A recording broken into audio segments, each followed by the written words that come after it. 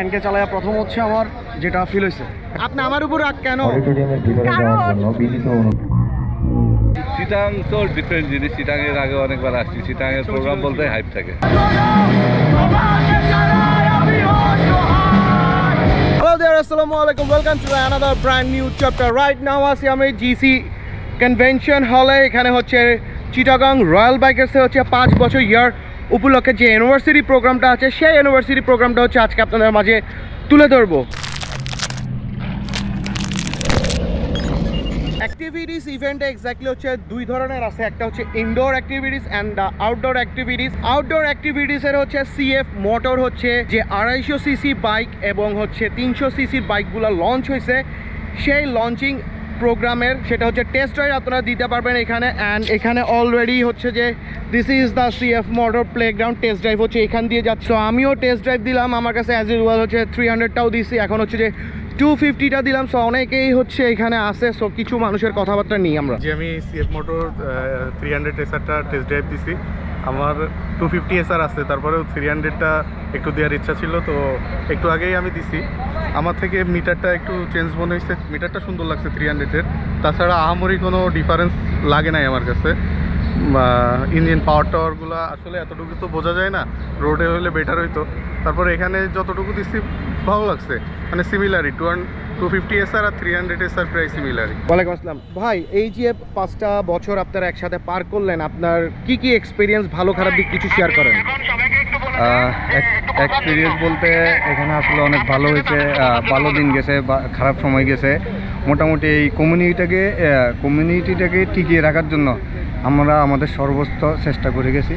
ইনশাল্লাহ ভবিষ্যতে আরও চেষ্টা করে যাব। শাহেদ ভাই, আপনি আমাদের মানে চিটাঙে আসলেন, ইভেন্টটা হচ্ছে দেখতেছেন, আপনার কাছে কেমন লাগতেছে? চিটাং তো ডিফারেন্ট জিনিস। চিটাং এর আগে অনেকবার আসছি। চিটাং এর প্রোগ্রাম বলতে হাইপ থাকে। চমৎকার চমৎকার প্রোগ্রাম করে, এর আগেও করছে, আর এবার সিএফ এর হাত ধরে আসছে। এখানে দেখছি যে সিএফ এর একটা ইভেন্ট করছে, ভালো লাগছে শুনতে। বেসিক্যালি এই প্রোগ্রামের জন্যই আজকে থেকে যাওয়া, ঢাকা থেকে এসে, না হলে গতকাল চলে তাহলে ট্যুর হবে ইনশাল্লাহ। কই যাবেন বলেন? এই মুহূর্তে ট্যুর আমাদের পোস্টপন্ড আছে। ট্যুরটা ঝামেলা, কিছু ইন্টারনাল ঝামেলা ছিল। ওকে, ঈদের পরে ইনশাল্লাহ হবে। আচ্ছা ইনশাল্লাহ।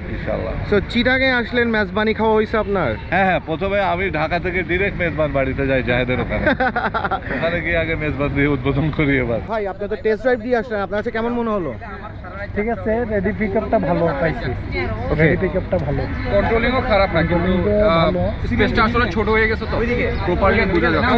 যদি আমরা একটু বড় স্পেস পেতাম তাহলে হয়তো আরো ভালো করে। এক্স্যাক্টলি আপনারা টেস্ট ড্রাইভটা চাচ্ছেন যে একটু হাইওয়ে রোডের দিকে দেওয়ার জন্য। হাইওয়ে রোড হোক বা স্পেসটা আরো বড় করে হোক, এত অল্প ইয়েতে বোঝা যাবে না।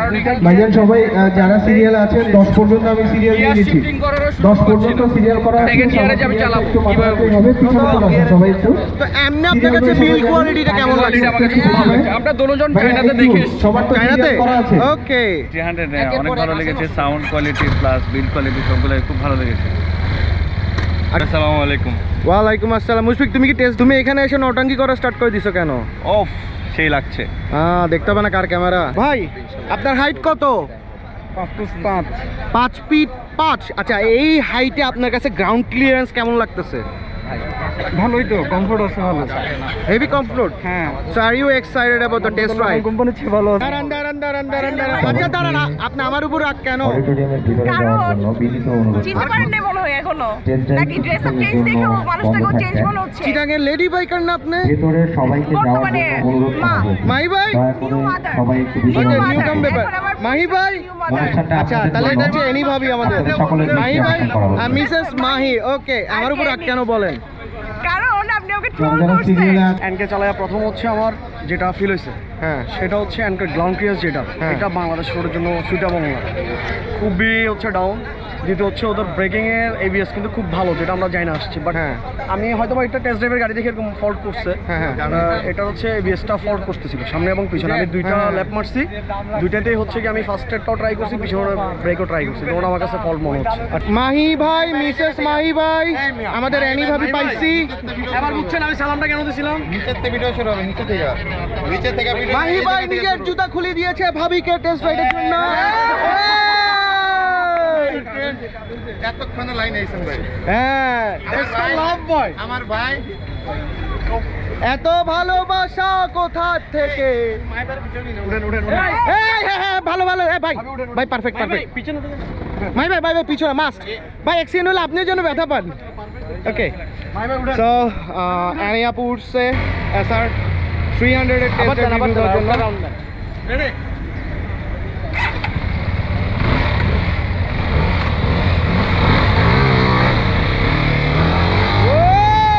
অনেস্টলি রিভিউ দিবেন টেস্ট রাইড দিয়ে কেমন লাগলো সত্যি কথা বলতে খুবই ভালো লাগছে আর আমার সবচেয়ে যেটা বেশি ভালো এটা লাগছে ভাবে- সেটা এটা হচ্ছে বলেন। টর্কটা টর্কটা, ইনিশিয়াল পাওয়ারটা। টর্কটা খুব ভালো লাগছে হ্যাঁ। আর আমি যেটা বিশেষ করে দেখলাম সেটা হচ্ছে আমি যেটা ইনস্ট্যান্ট যেটা ব্রেক ধরলাম ওটা আমার কাছে খুব ভালো লাগছে ইনস্ট্যান্ট ব্রেকটা অনেক বাইকগুলোর মধ্যে দেখা যায় ইনস্ট্যান্ট ব্রেক ধরলে চাকাটা স্লিপ করে যায় বাট এটাতে আমি ওই জিনিসটা পাই নাই মানে যে একটা বাট ব্যালেন্সিংটা খুব ভালো ছিল ওকে ওকে নাইস ওকে সবাই দেখি SR 300 এর ক্রেজ এইখানে তো উইচ ইজ গুড এটা আমি অলরেডি সিলেটে রিভিউ করে আসছি সো এই হচ্ছে গ্রাউন্ড ক্লিয়ারেন্স এখনও চলতেছে আরও অ্যাক্টিভিটিস থাকবে আমি হচ্ছে আমার হেলমেট এবং গ্লাস পরে রাইড করছি ওটার জন্য মাহি ভাই আমাকে হেলমেট আর গ্লাস পরে 700 টাকা 700 দেখি 500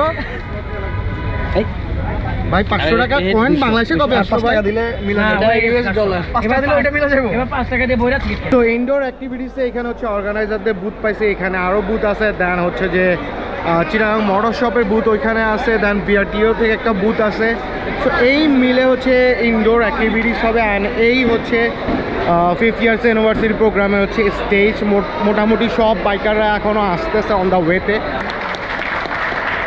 এবং স্যারকে আমরা সরাসরি মঞ্চে চলে এসে আসন গ্রহণ করার জন্য বিনীতভাবে অনুরোধ করছি এবং সকলের জন্য আমরা সকলের তরফ থেকে একটা জোরে করতালি চেয়ে নিচ্ছি আয়োজন করেছে একটা ফেস্টিভ্যালের আয়োজন করেছে আমি তাদেরকে ধন্যবাদ জানাচ্ছি এটা সময় ছিল যে এ ধরনের কোনো অ্যাওয়ারনেস প্রোগ্রাম নেওয়া হতো না জননী আমার বাংলা আমি সারা জীবনী বুঝিব তোমাকে বাংলা আমি গর্ব করে বলি যদি কেউ থাকেন অবশ্যই এই ঘোষণা মঞ্চের কাছে চলে আসবেন ভাই আর কয়টা নেবেন